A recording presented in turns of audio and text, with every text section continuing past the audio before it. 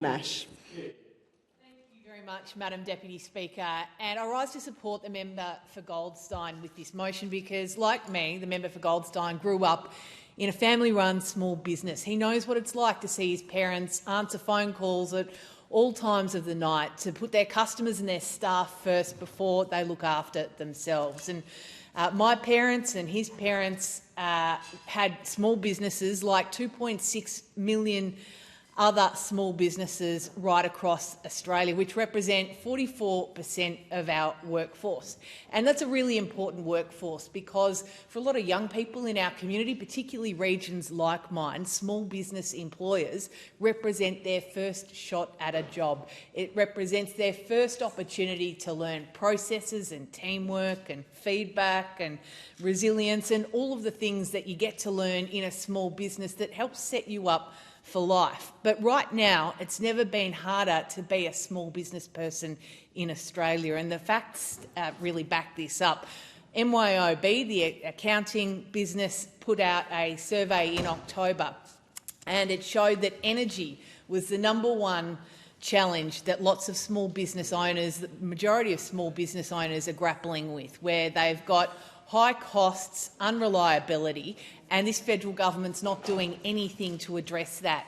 The next biggest challenge was inflation, because inflation is a big challenge for consumers and families right now, coupled with, of course, interest rates remaining high. And that's affecting consumer confidence. It's affecting small businesses in retail and retailers in communities like mine, where this should be a bumper season right now heading into Christmas.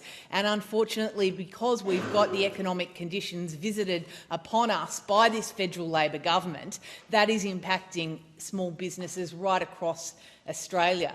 ACCI, the Australian Chamber of Commerce and Industry, put out a survey just a couple of weeks ago, and that shows that half of small businesses are suffering from high levels of stress because it's so hard to be a small business owner under Anthony Albanese's Labor Australia that it's actually impacting a lot of people's mental health who run a small business and causing them significant amounts of stress.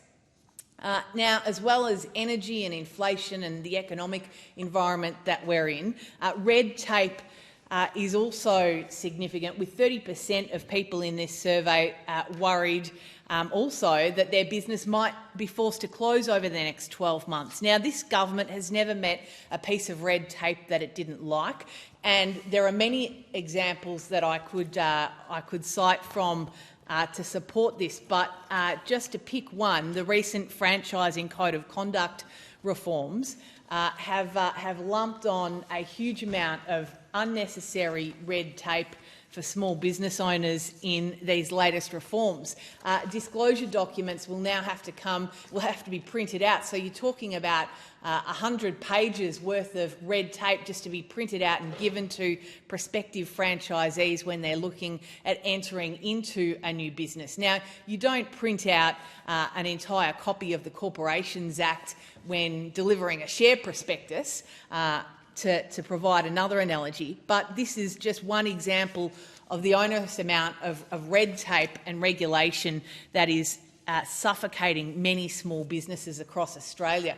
Now, I want to give a shout-out to a few fantastic small businesses in my electorate. We've got the Waterboy Cafe in Cowes. Their coffee is gold medal worthy. We've got Froyo in Cowes, which is a new start-up. They've just opened in Leongatha a few years ago and now expanded to open a second site in Cowes. We've got Bass Coast Bulk Foods in Wonthaggi. It's an incredible business. We've got the Fig and Bay in Coronella. I love grabbing a coffee there. South Drop in Wonthaggi, Greener Life in Inverloch. It's got an amazing nursery, and I am a huge fan of their work, but when times are tough in small business, you cannot underestimate the importance of businesses like Greener Life and Monique, who runs that amazing business. We've got Mooka in Inverloch and Warrigal. We've got cafes like Lion and Bear and Number 9 in Leongatha, Leongatha Garden Supplies, and the Foster Pharmacy, just to name a few. The Coalition backs small business, I back small business, and small business needs a better go from this government.